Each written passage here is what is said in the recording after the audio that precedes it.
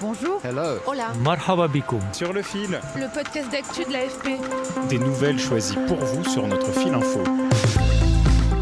L'Australie a décidé d'interdire les réseaux sociaux aux jeunes de moins de 16 ans. Fini TikTok, Instagram ou X, l'interdiction est l'une des plus strictes au monde et elle entrera en vigueur fin 2025. Elle suscite un vif débat dans le pays où, vous vous en doutez, les plateformes de la tech et les ados sont plutôt contre. Alors, la mesure peut-elle être efficace pour prévenir l'effet nocif des écrans et des contenus qu'ils diffusent sur les cerveaux encore en construction des ados ? Pour en parler, sur le fil a invité Grégoire Borst, professeur en psychologie et en neurosciences de l'enfant à l'université Paris-Cité, avec sur le terrain, en Australie, mes collègues Mark Hurd et Laura Chung du bureau de l'AFP à Sydney. Un sujet préparé par Emmanuel Bayon. Sur le fil. Les réseaux sociaux font du mal à nos enfants. Et aujourd'hui, grâce à la législation adoptée par le Parlement, par le Sénat et confirmée par la Chambre, les plateformes ont désormais la responsabilité de veiller à ce que la sécurité de nos enfants soit la priorité. Les mères et les pères vont désormais pouvoir parler autrement avec leurs enfants. On est à vos côtés, c'est notre message aux parents. C'était le 29 novembre. Anthony Albanese, Premier ministre australien de centre-gauche, annonce tout sourire la ratification de la loi. Albanese en fait une mesure phare, à moins de 6 mois des élections législatives prévues en mai. À partir de novembre 2025, les réseaux comme TikTok, X, Instagram ou Facebook devront donc prendre des mesures raisonnables pour empêcher les enfants et les jeunes adolescents de détenir un compte sous peine d'amende pouvant atteindre 30 millions d'euros. Moi, je trouverai un moyen. Et mes amis, pareil. Sans surprise, les ados australiens ne sont pas du même avis. Angus, âgé de 12 ans, croisé dans une petite ville au sud-ouest de Melbourne, Lara ne compte pas mettre au rebut sa tablette et encore moins son smartphone. Ça va m'embêter, j'aimerais continuer à l'utiliser. Et ce serait bizarre de ne pas l'avoir et de ne pas pouvoir parler à tous mes potes quand je suis à la maison. À 11 ans, Elsie, rencontrée dans le jardin familial en train de scroller sur son téléphone, partage évidemment le même avis. Honnêtement, ils ne devraient pas l'interdire. Ils devraient juste mettre des restrictions et pas l'interdire complètement. Parce que les adolescents, ils vont juste agir dans le dos de leurs parents ou les parents vont laisser faire. Ils trouveront le moyen. Le Premier ministre australien accuse les réseaux d'être une source d'anxiété et de pression sociale pour les plus jeunes, mais aussi de les exposer aux prédateurs en ligne.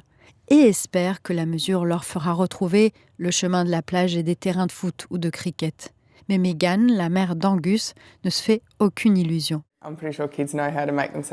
Je suis presque sûre que les enfants savent comment se faire passer pour plus âgés que 16 ans. Et au final, ce sont les parents qui devront surveiller et supprimer l'application s'ils sont dessus. Mais les enfants sont futés et ils trouveront un moyen de contourner la loi. Des plateformes comme YouTube ou WhatsApp dont les ados ont besoin pour faire leurs devoirs resteront autorisées. Malgré les réticences, les géants de la tech se sont engagés à collaborer pour définir les modalités d'application de la loi. Or justement, le texte ne fournit quasiment aucun détail sur ces modalités. Alors comment empêcher par exemple les ados de contourner l'interdiction avec un VPN ? Du coup, on craint que ce texte ne soit que purement symbolique. L'ordre du jour appelle la discussion sur le rapport de la commission mixte paritaire de la proposition de loi visant à instaurer une majorité numérique et à lutter contre la haine en ligne. En France, une loi votée en juin 2023 a bien instauré une majorité numérique à 15 ans, mais elle n'est toujours pas entrée en vigueur, en attente d'une réponse de la Commission européenne sur sa conformité au droit européen. En théorie, les réseaux sont interdits aux moins de 13 ans en France, mais la moyenne d'âge de la première inscription serait à 8 ans et demi. La question d'un durcissement est donc posée, en France comme ailleurs. Une commission d'experts mandatée par l'Élysée a fait fin avril une série de recommandations, 29, pour limiter l'exposition des enfants aux écrans et mieux les protéger. Grégoire Borst a fait partie de cette commission. Pour lui, les plateformes doivent prendre leurs responsabilités, comme en Australie. Il faut renvoyer les réseaux sociaux dans les cordes et leur dire, faites le boulot de votre côté, ayez des capacités de modération de vos contenus, agissez finalement dans ce que vous êtes, c'est-à-dire pas simplement des plateformes, mais aussi en fait des créateurs de contenu que vous mettez à disposition. Faites le boulot et dans ces cas-là, quand vous nous montrerez que vous êtes capable de protéger effectivement les personnes, encore une fois, les plus vulnérables que constituent les enfants et les adolescents, à ce moment-là, on rediscutera effectivement d'un accès plus jeune sur ces réseaux sociaux. Il faut quand même qu'ils prennent leurs responsabilités et je pense qu'effectivement, c'est d'abord à leur charge de trouver une solution technologique qui soit pérenne, qui soit effectivement fiable. Donc il faut qu'ils démontrent au pouvoir public que cette solution est fiable. On monétise d'une certaine manière nos données. C'est logique que ils mettent en place les solutions technologiques. La solution, elle est donc d'abord à chercher dans le design de ces produits pour qu'ils cessent d'être addictogènes. On appelait en tout cas de nos voeux des réseaux sociaux éthiques, c'est-à-dire des réseaux sociaux qui font attention à ce que les algorithmes qu'ils utilisent ne soient pas des algorithmes qui vont forcer l'utilisateur à rester connecté le plus longtemps possible et qui vérifient effectivement l'âge des utilisateurs et le type de contenu auquel ils sont exposés. Ensuite, pour ce chercheur, la notion de majorité numérique n'est pas suffisante. Il faut aussi éduquer parents et enfants et notamment leur faire comprendre que le développement cérébral se poursuit parfois jusqu'à l'âge de 25 ans. On est un peu dans une situation ubuesque, c'est-à-dire que globalement, à un âge donné, on décide de donner un smartphone à un enfant avec, même si on essaye de mettre en place du contrôle parental, mais il est très peu utilisé le contrôle parental et il est très peu, fiable. Mais on leur donne globalement l'ouverture totale sur les réseaux sociaux, sur Internet, sur YouTube et autres, alors même qu'on leur a pas donné toutes, les compétences pour pouvoir finalement utiliser de façon pertinente et avec une certaine forme de pensée critique ce type de réseaux sociaux et ce type d'outils.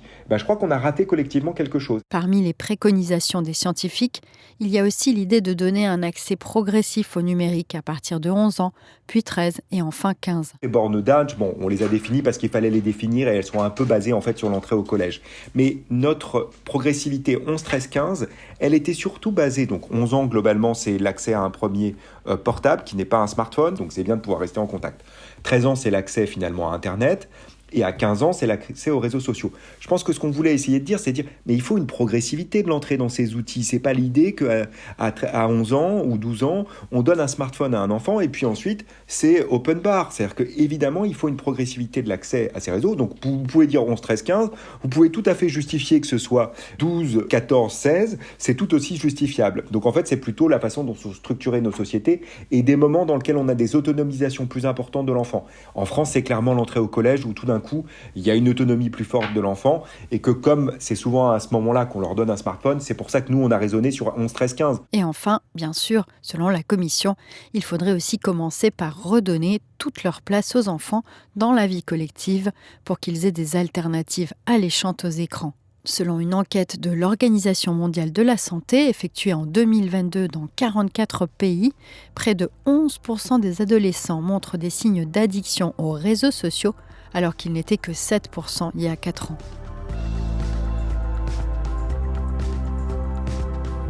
Merci de nous avoir écoutés. Je suis Michaela Cancela-Kiffer. Merci à Emmanuel Bayon qui a préparé ce sujet. Si vous aimez Sur le fil, n'oubliez surtout pas de vous abonner. À très vite.